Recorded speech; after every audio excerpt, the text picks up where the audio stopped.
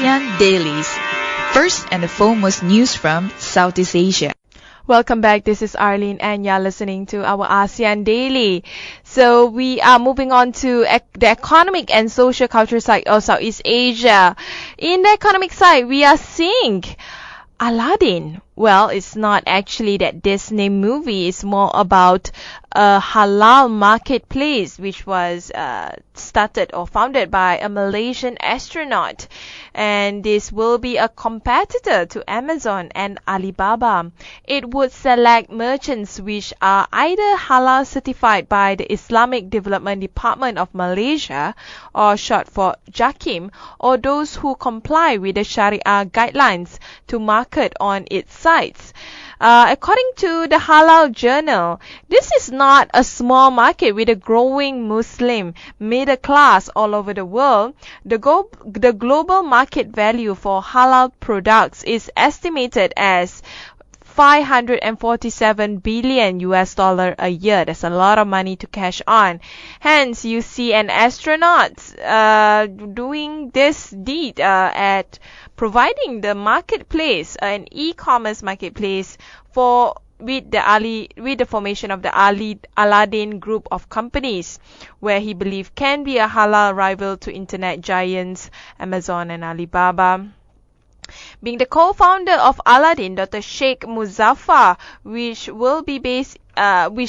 said that Aladdin will be based in 30 countries with headquarters in Kuala Lumpur. It would select merchants which are either halal certified by JAKIM or those who comply by the Sharia guidelines to market on its site. Launched by Malaysia's former Prime Minister Abdullah Ahmad Badawi, Aladdin could end up costing closer to $100 million over the next 3 years of all its operations and marketing in 30 countries. The headquarters and domestic site, which starts operations today, can cost up to $5 million. What they are aiming to achieve is to compete with the likes of big giants and such as Amazon and Alibaba, maybe even bigger than them one day. Aladdin represents an opportunity for young entrepreneurs to gain halal certification and immediately gain access to 30 markets globally. He also said that the global demand for halal products was growing and Muslim consumers would now have an avenue where they can quote-unquote feel safe and assured while purchasing products. But they would also like to appeal to non-Muslims because halal is not about religion alone. It's about ethics and hygiene. The website Aladdin Street brand itself as the world's first exclusive premium halal e-marketplace. Among the major markets it will expand to over next 3 years includes Indonesia, India, China, the Middle East and parts of Europe. Aziz Mionga, a well-known corporate figure who is also the board of Halal Industry Development Corporation, will serve as executive director for Aladdin operation. Another news about halal products, countries in Southeast Asia is definitely updating and trying to expand themselves on the booming global demand for halal products. We are seeing Singapore also doing the same thing, providing a good illustration of how the Republic can create value in even unlikely sectors at a time when it is seeking new path of growth. With Muslims forming a minority in Singapore, the halal sector isn't one most would expect Singapore would make a mark, but a confluence of factors is making this happen. With stringent food safety and Singapore's widely recognized halal standards by several Gulf countries and ASEAN neighbors, the companies are well positioned to ride on the growing demand for halal products and services globally. This is according to Sim Chun Seong, a director at Spring Singapore. This includes demand for the emerging Muslim tourism markets such as Japan, Korea, where halal products and services are not well developed.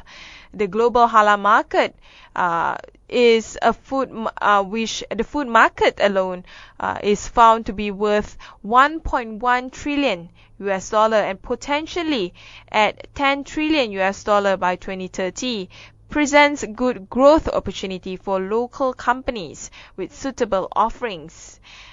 We are seeing a couple of companies joining in to cash on the halal market, and the Muslim communities overseas is definitely a huge hinterland to tap to.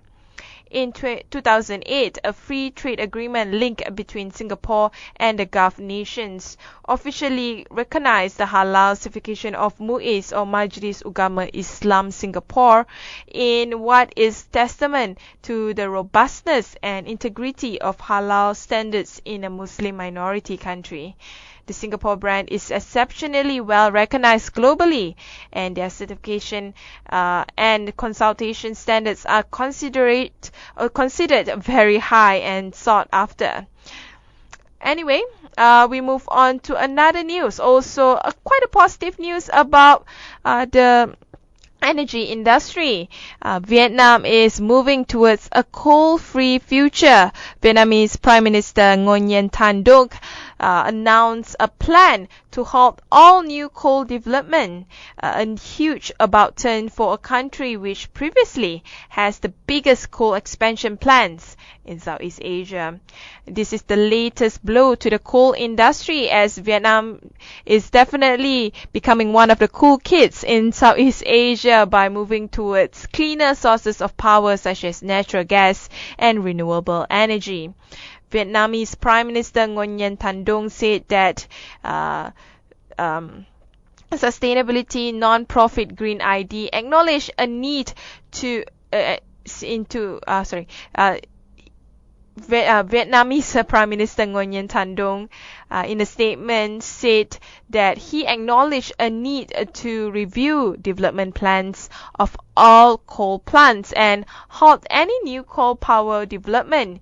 International environmental groups such as Greenpeace welcomed the news as one of the biggest victories for environmental and climate advocates in Vietnam, while local non-profits call on Vietnam government to take more concrete steps to shift the country away from coal.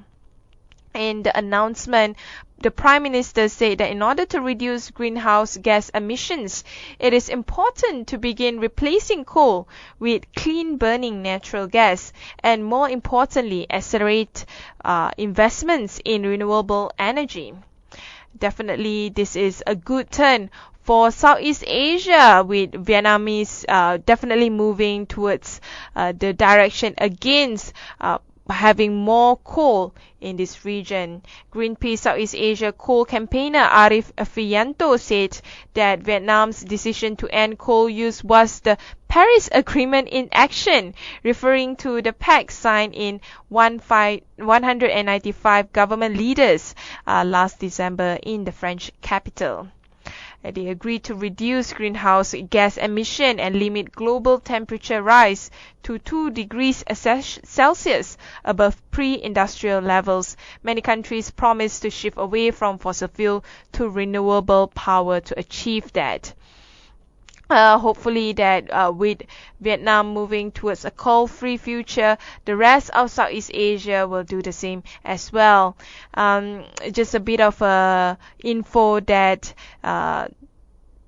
countries in Southeast Asia remain one of the centers of significant coal growth, and those markets saw demands increase by 112 million tons in 2014, and definitely the rest of Southeast Asia hasn't really catching up with Vietnam to be a more cleaner user of energy.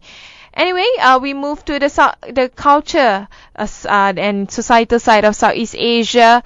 The biggest virus that is definitely attacking the rest of Southeast Asia is the Zika virus is currently a huge endemic in Latin America and some countries in the global world. And Southeast Asia definitely needs to be concerned about is in Singapore, the authorities there is closely monitoring the Zika virus. There have been no cases of Zika diagnosed in Singapore yet, but the National Environmental Agency and the Ministry of Health in Singapore are monitoring the virus, which is spreading through Central and South America. They are, according to Dr. Amy Khoo, during a visit to nurseries along Thomson Road, the Senior Minister of State for Health added that no cases have been detected. However, medical experts said that the Republic is extremely vulnerable to the virus. Singapore is vulnerable to the virus simply because Singaporeans travel to a lot of the region, and of course there are a lot of tourists here too. They also added that they did not rule out of the possibility there could be undetected cases since the symptoms of the virus are often mild and some affected persons showing no symptom at all. One of the risks of having a Zika virus is associated with the central nervous system, brain malfunction in fetuses and infants of infected mothers, and if investigations are ongoing in Brazil to confirm that there is a causal link. The Zika virus has spread to parts of Asia, including Cambodia and Thailand. The virus is spread by the Aedes mosquito, which also transmits dengue fever. A total of 477 cases were reported this week globally, where 28 fewer than the corresponding period in the previous week. Due to the warmer weather, the disease has seen an increase in Aedes mosquito population. The agency also has found that mosquito breeding largely happens in homes. This has conducted more than 1.4 inspections in Singapore and uncovered more than 19,000 instances of mosquito breeding. And hopefully the Southeast Asian can halt any of the spread of the Zika virus in Southeast Asia and in Singapore as well. We move on to our last news today. Do you know that there's an infinite Korean K-pop band? Well, it's called NCT. It is the new K-pop band with no limit of members. The company that pioneered South Korea's all-conquering K-pop industry unveiled its new boy band concept today. The group with limitless number, singing in multiple languages and based in cities from Asia to Latin America. The SM Entertainment, which handles some of the biggest names in K-pop, including Super Junior and Girls' Generation, saw the new band represented the final incarnation of the Korean wave that began with the export of Korean TV dramas and pop music in the late 1990s.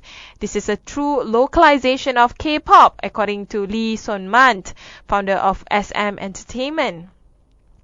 The group, or rather collection of subgroups, will go under the umbrella title of NCT, which stands for Neo Culture Technology, a name that some fans quickly took to ridiculing on social media because it's sounding like a tech company instead, according to one fan that tweeted about the K-pop group, while others said that NCT was an acronym better suited for a national examination.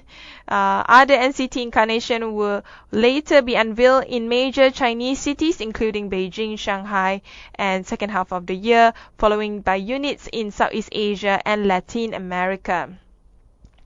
This is the last stage of the Korean wave, according to Lee from SM Entertainment, saying that the idea went beyond simply exporting K-pop products to creating joint ventures with local companies. Although we have to say that this is not a new idea because the NCT Concept bore striking similarities to the hugely popular Japanese girl band AKB48 that has been around for more than 10 years.